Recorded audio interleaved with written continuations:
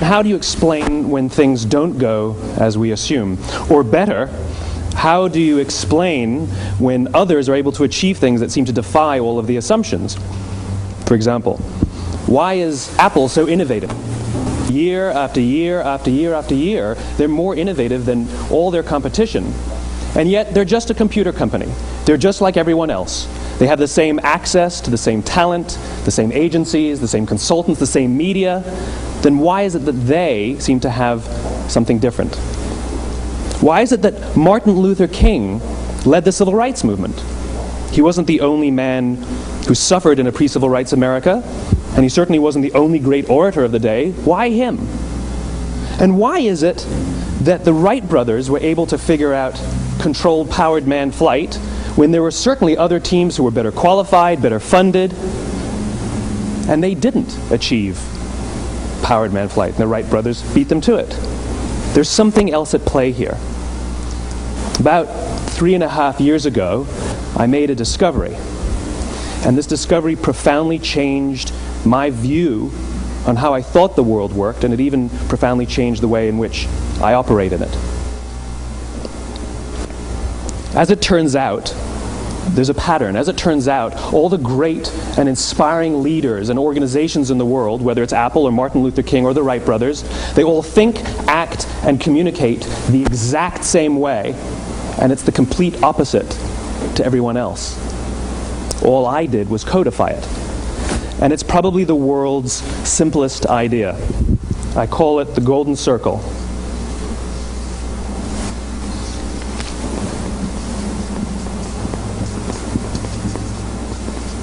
Why, how, what?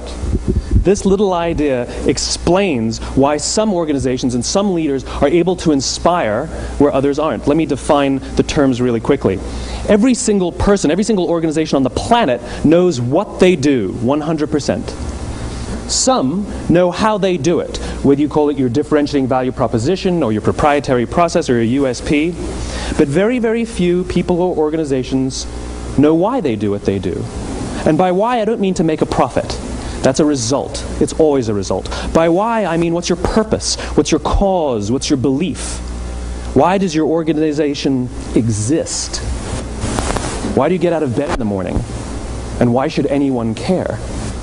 Well, as a result, the way we think, the way we act, the way we communicate is from the outside in. It's obvious. We go from the clearest thing to the fuzziest thing. But the inspired leaders and the inspired organizations, regardless of their size, regardless of their industry, all think, act, and communicate from the inside out.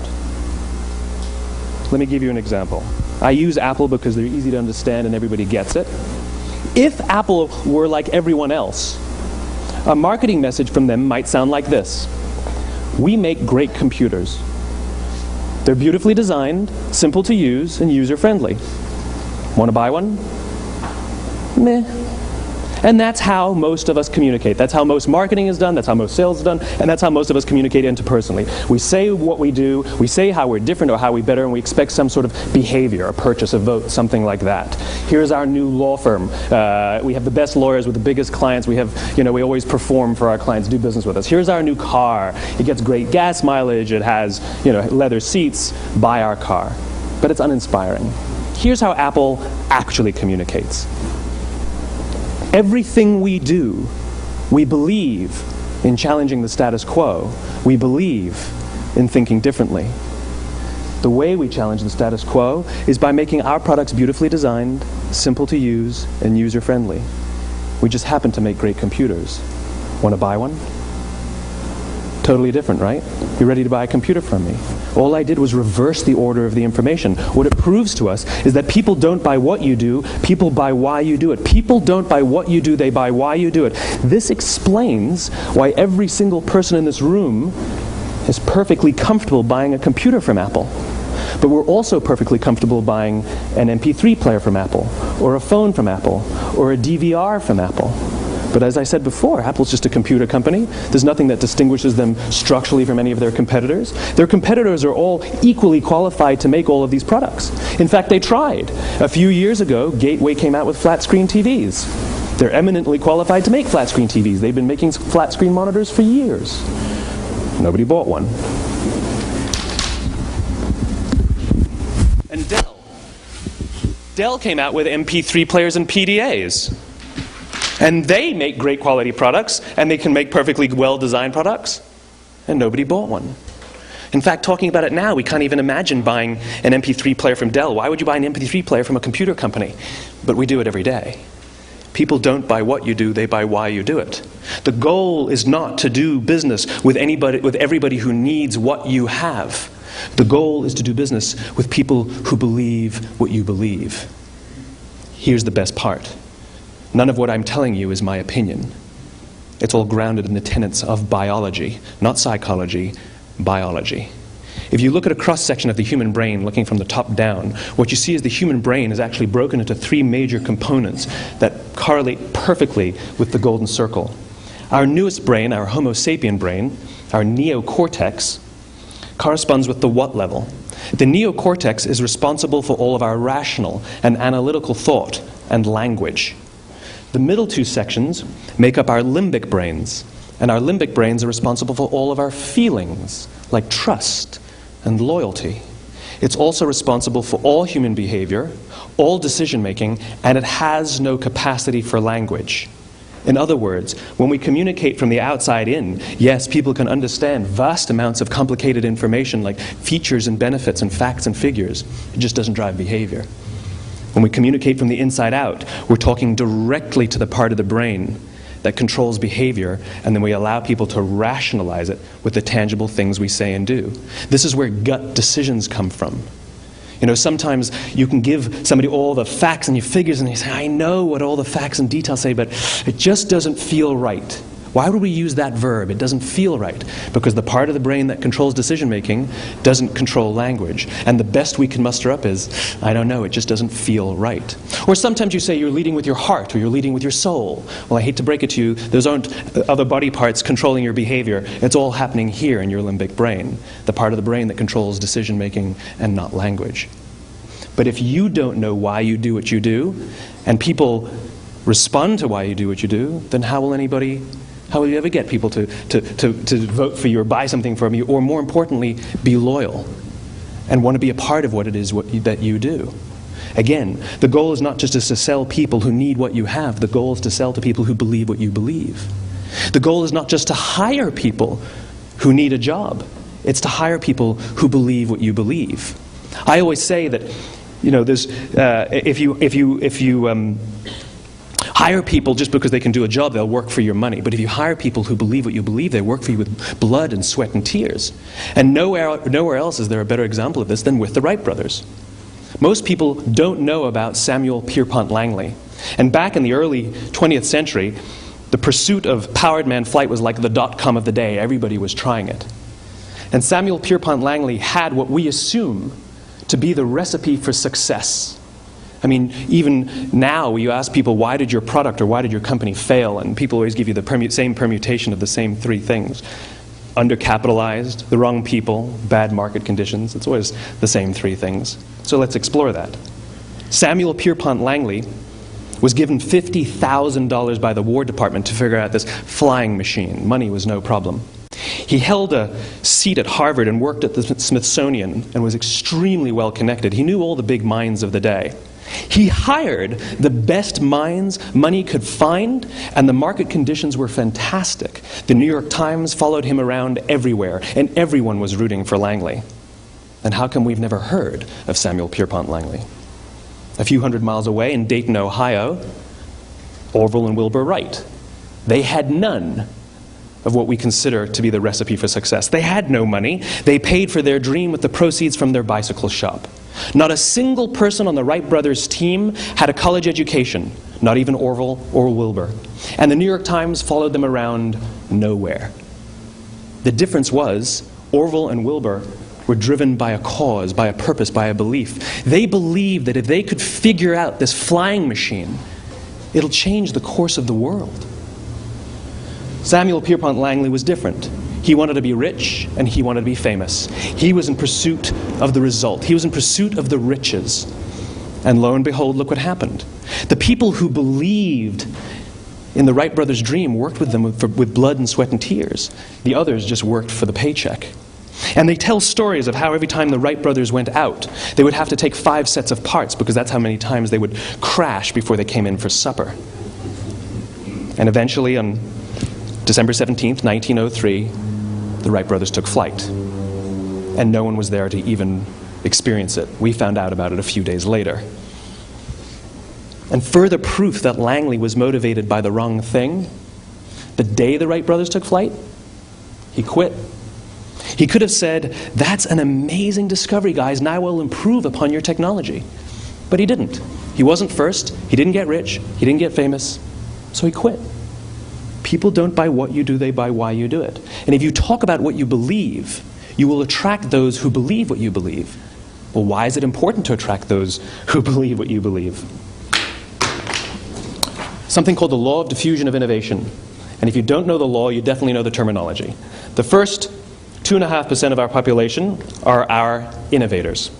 The next 13.5% of our population are our early adopters. The next 34% are your early majority, your late majority, and your laggards. The only reason these people buy touch-tone phones is because you can't buy rotary phones anymore.